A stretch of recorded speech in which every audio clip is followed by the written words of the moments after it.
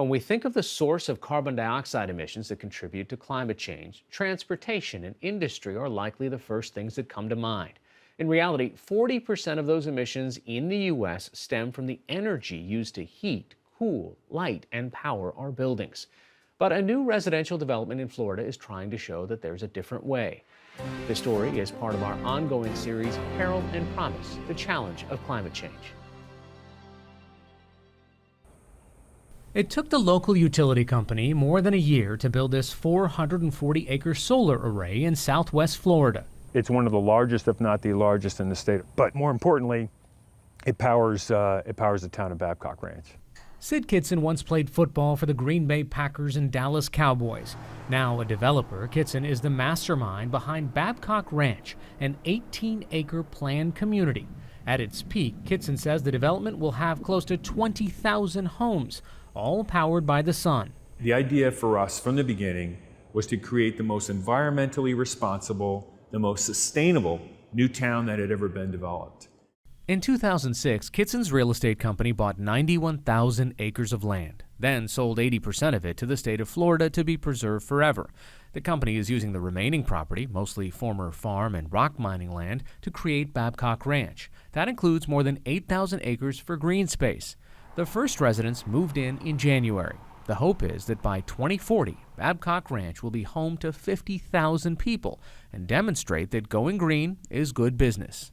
It just seemed like a great opportunity to prove that you can do it the right way, that you can preserve land, that preservation and development can work hand in hand. But the ambition goes beyond solar power and preservation. The goal is for Babcock Ranch to be a model of sustainability. The development requires all the homes and commercial buildings to be certified green by the Florida Green Building Coalition. Builders were like, "Really? You want me to do what? That's gonna blow my budget." Jennifer Langwell is a sustainable design consultant hired by Kitson's firm. She works with the builders at Babcock Ranch, steering them towards environmentally friendly building techniques and materials. So why I wanted to get you guys out here to this house in particular was because it's kind of this house in its underpants stage, and so we can kind of see what's behind those walls. She points to insulation in the roof, foam in the concrete walls, and even the thickness of windows. All of these components are specifically selected to optimize energy efficiency. We're looking at about a 27% energy reduction over Florida Energy Code, and that's about a 40 to 42% energy reduction over the national average. I wanted the smallest possible home. Richard and Robin Kinley were the very first residents of Babcock Ranch. The semi-retired couple moved here in January from the Atlanta area to escape the congestion of the city and lead a more eco-friendly life.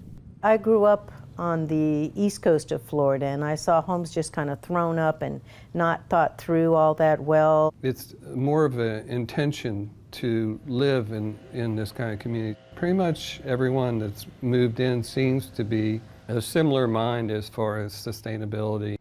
The Kinleys own 2 cars, one of which is electric. Every garage is pre-wired with enough power to easily charge it. But living in a town designed to be walkable, Babcock Ranch has miles of trails, the Kinleys say they often go several days without driving at all.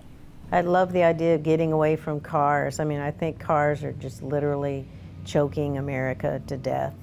The town is testing one of the state's first driverless shuttle systems, powered by electricity generated from the solar panels. The goal is to give every resident access to the vehicles via a ride-hailing app. And Sid Kitson says that may be feasible by next year. We're hoping within 10 years, people will have need for only one car. And then shortly thereafter, they won't need a car at all. Well, you can say, In the meantime, residents keep coming, about 200 so far. Jasmine and Joshua Day weren't looking for a community like this, but just a week after discovering the town, they put a deposit down on a home.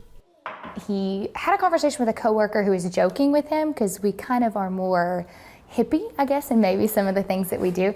And they were joking and they were like, "Oh, we heard about this town. It's like the sustainable city. There's solar panels. You guys would love it." And I looked it up and I was like, I really actually do love this town. Like, it's so Joshua, cool. a physical therapist, got a job at the local health center in the town's commercial hub before they moved in. It's where the first buildings went up. There's also a restaurant and a coffee shop, a small grocery store, and a brand new school. And this is all strategic. It's early in the project, but Kitson's goal is to build a self-contained town, provide robust local businesses with job opportunities, so residents will be less likely to jump in a car and leave. In fact, Joshua's new commute is just a 5-minute bike ride.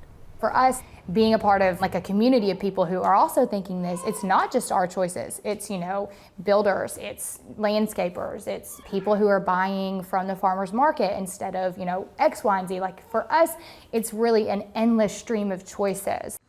The solar panels and green buildings may be the most visible sustainability features at Babcock Ranch, but according to engineer Amy Wicks, it's water conservation that shaped the design of the community. It's really a unique system here, and it's really not something that's been done in residential developments this far.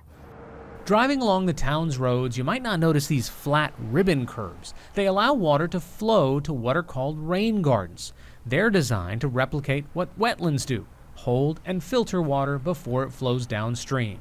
Instead of just engineering a system to work, we're engineering the system to mimic nature, because really what we've learned over time is nature had it right all along.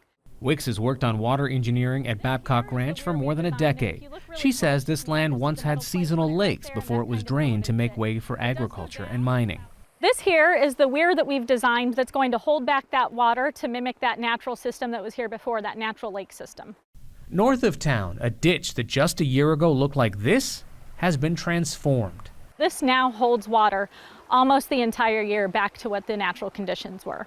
And what Babcock Ranch is doing here has an effect on nearby waterways. Toxic algae blooms have increased in Florida. They turn waterways green, smell, and can affect both human and marine animal health.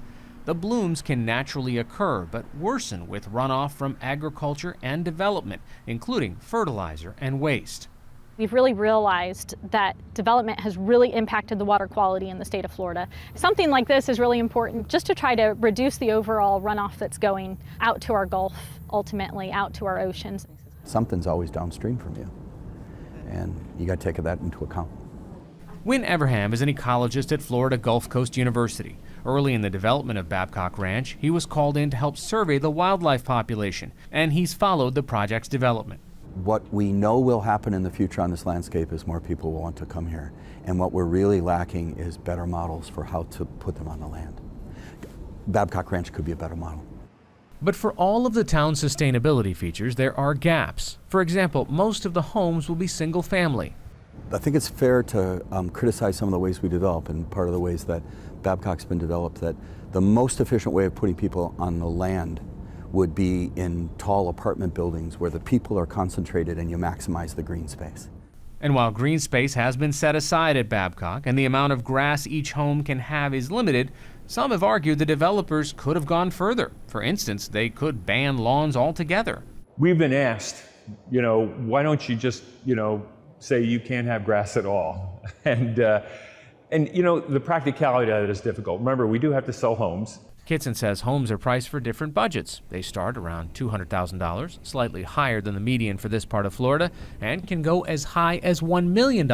Kitson says affordability and sustainability are not necessarily in conflict. We need to prove that building a sustainable and environmentally responsible new town makes sense from an economic perspective. Not just from the people who are developing it like us, but for the homeowners who are going to buy homes and make their investments within the community. But Kitson acknowledges making Babcock Ranch as green as possible is still a work in progress. Are we 100% sustainable right now? No. But can we get there? Absolutely.